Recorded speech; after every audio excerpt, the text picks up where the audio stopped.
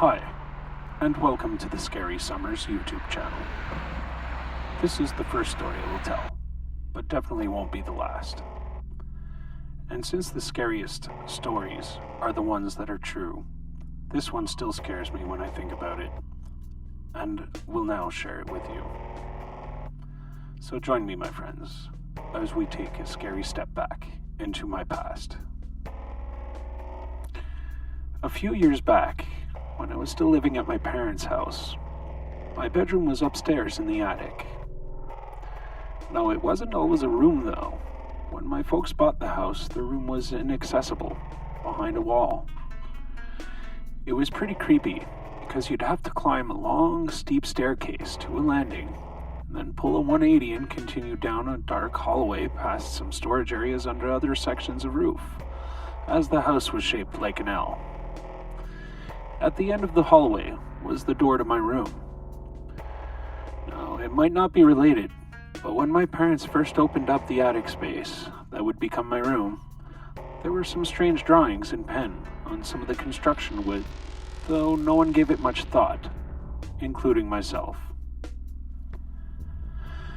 After my room was built, and even though it was very nicely done, I've always felt a little apprehension going to my room late at night after everyone had gone to bed.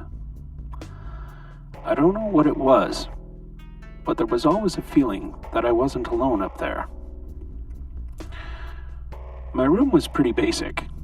I had my TV on a table on one side of the room, with my futon on the other side. A desk and a dresser filled the remaining space, so lots of room for my clothes on the floor.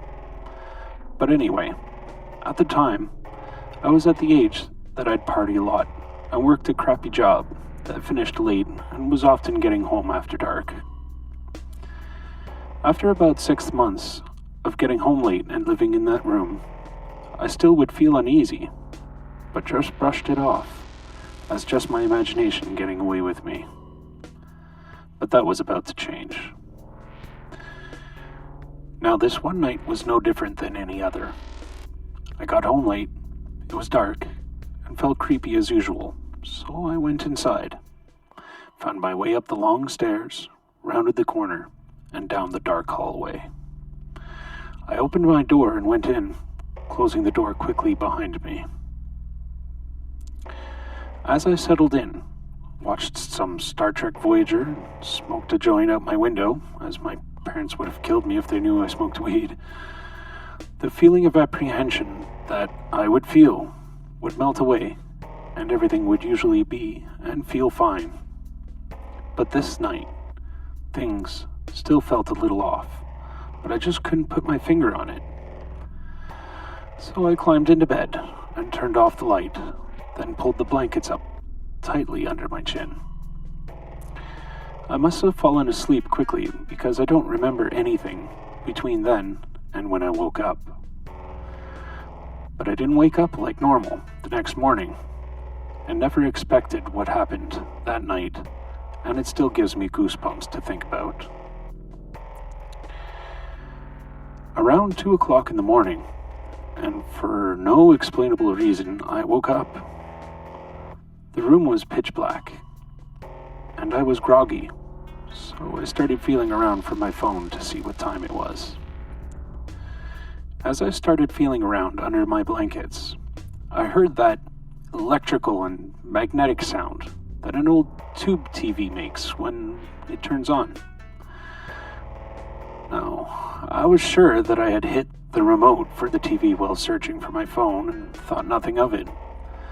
But as the tubes of the TV warmed up and the TV began to glow, the remote for the TV began to appear out of the darkness under the glow of the TV in the center of the floor of my room. This woke me up like a bucket of cold water. I sat up, perplexed at what had just happened. The TV was now as bright as it could get, and I sat there kind of freaked out for a few minutes thinking about it, trying to rationalize what had just happened. Was it a power surge?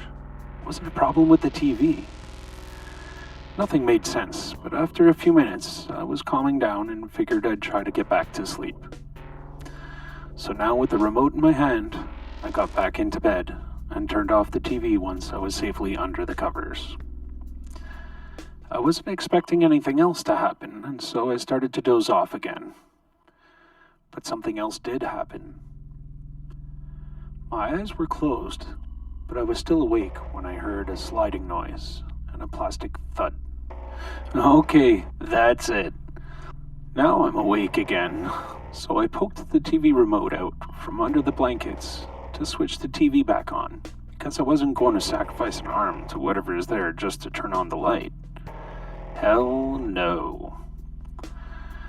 So I waited the few seconds that felt like hours that it took for the TV to light up so that I could see again.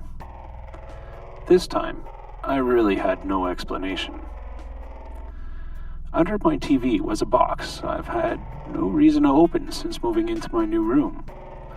There was nothing important inside, just some papers and random useless stuff. But on top of that box was a VHS cassette that had also been there since I moved into the room.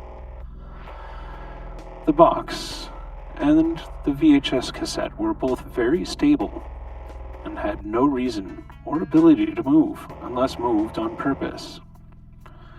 But that VHS cassette had gone from on the box to in the middle of the floor where the remote was just earlier. I didn't sleep for the rest of the night, and years later still can't explain what happened that night.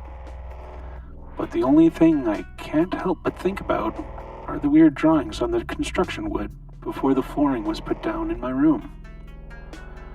One of the drawings was exactly at the spot where the remote and cassette went to. And I am convinced that room still has something evil about it to this day. Well, I hope the current owners are okay. Are you okay?